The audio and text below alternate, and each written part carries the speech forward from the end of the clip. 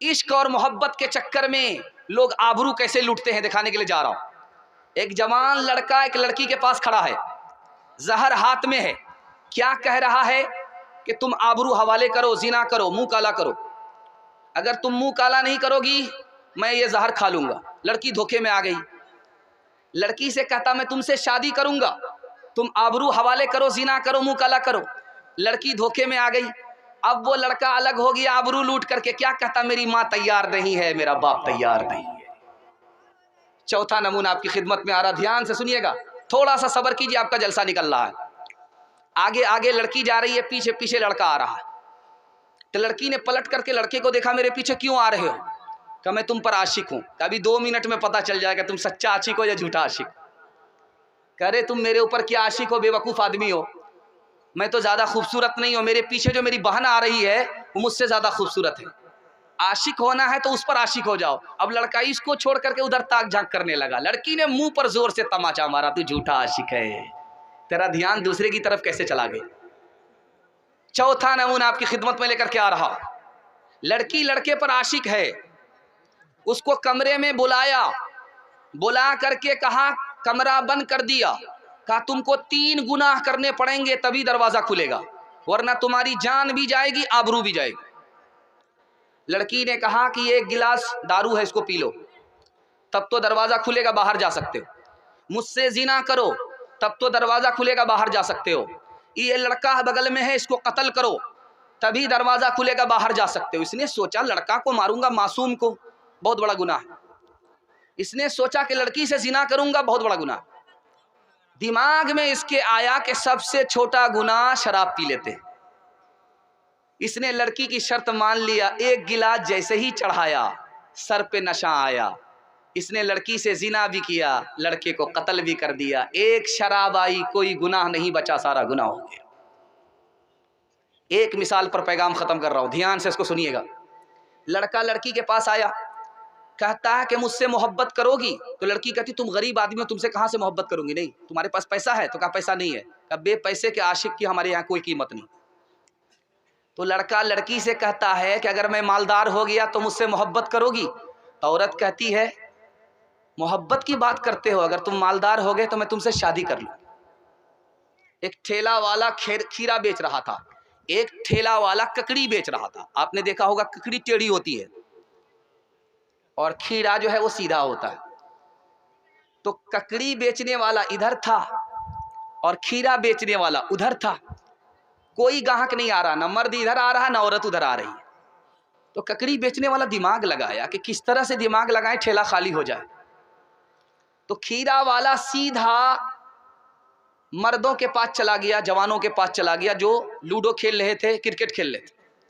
वहां आवाज लगाया ककड़ी वाले ने, लैला की उंगली ले लो, लैला की उंगली ले लो, लैला की उंगली ले लो। अब क्या था, जितने मजनू थे पूरा ठेला खाली कर दिया। अब जो ककड़ी वाला खीरा वाला था वो देख रहा था, यार इसका तो ठेला खाली हो गया, मुझको भी दिमाग लगाना होगा।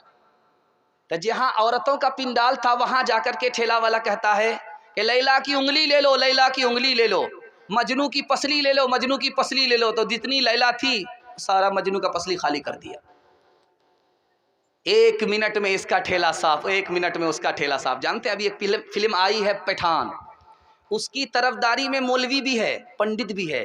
कितना रंगीन जमाना हो चुका है कि फिल्म देखते नहीं हैं लेकिन फिल्मी हीरो के तरफदार नजर आ रहे हैं। इतना रंगीन हो चुका है। दुआ कीजिए अल्लाह ताला सारी नहूसत से हमारे जवानों को पाक साफ फरमाए। हाथ उठा करके वादा कीजिए इंशाअल्लाह अपनी बीवी को, अपनी बेटी को अपने हाल पर छोड़ देंगे। हाथ उठाइए इंशाअल्लाह।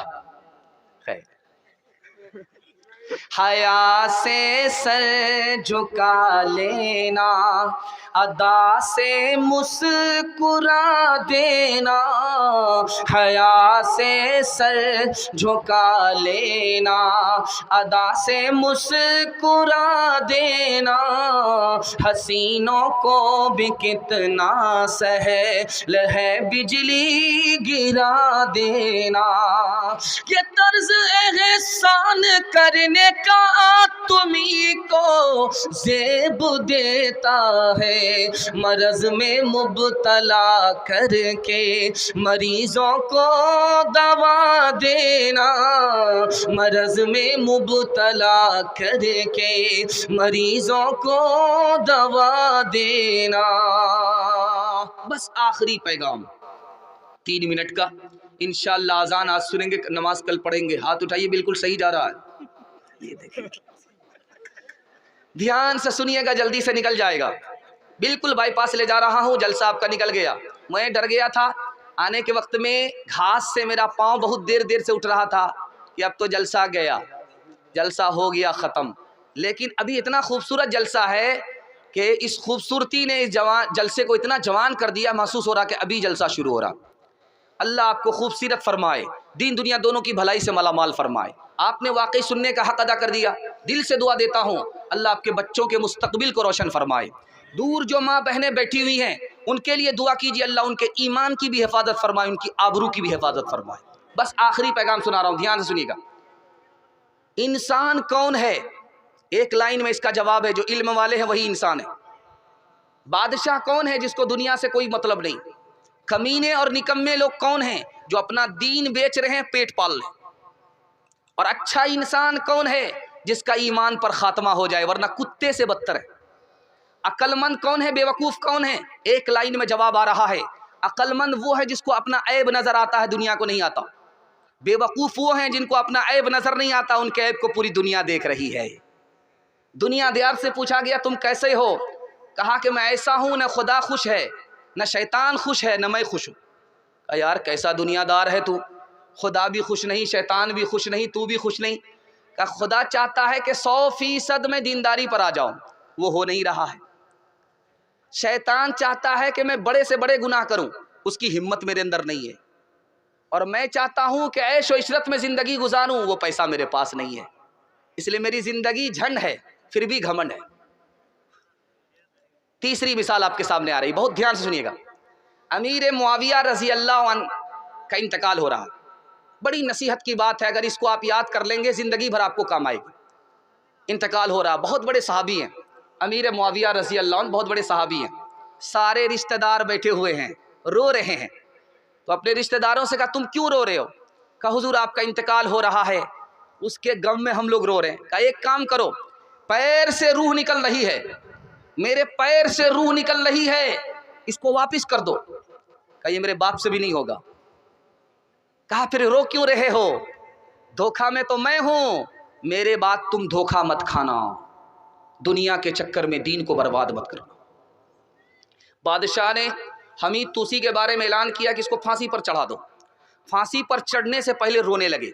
तो बादशाह ने कहा तुम क्यों रोते हो? कहा रोने की वजह हुजूर ये नहीं है कि मैं मौत से घबरा रहा हूँ, मौत तो हर एक को आएगी, जब आएगी तो जाना पड़ेगा, हर एक को मरना है। मौत से नहीं घबरा रहा हूँ, बल्कि रो रहा हूँ इस वजह से कि मैं दुनिया ऐसे हाल में छोड़ रहा हूँ कि बादशाह मुझसे नाराज़ है, खफा है, राज़ी नहीं है। हमको ये एहसास जिस दिन ज़िंदगी में आ जाए कि मुझे मरना है और मेरा खुदा मुझसे राज़ी रहे, तो अल्लाह हमारी दुनिया भी बना देगा, दीन भी बना देगा। रूठे दामाद को आज मनाएंगे, रूठे खुदा को कल मनाएंगे। बिल्कुल सही जा रहा है, दोनों हाथ उठा दीजिए इंशाअल्लाह।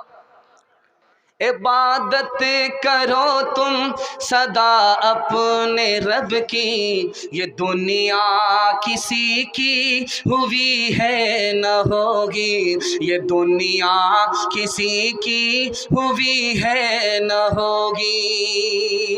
इबादत करो तुम सदा अपने रब की, ये दुनिया किसी की हुई है न होगी, यहाँ पर किसी की बनी ना बनेगी, मिलेगी तो 2 गज ज़मीं ही मिलेगी, मिलेगी तो 2 गज ज़मीं ही मिलेगी।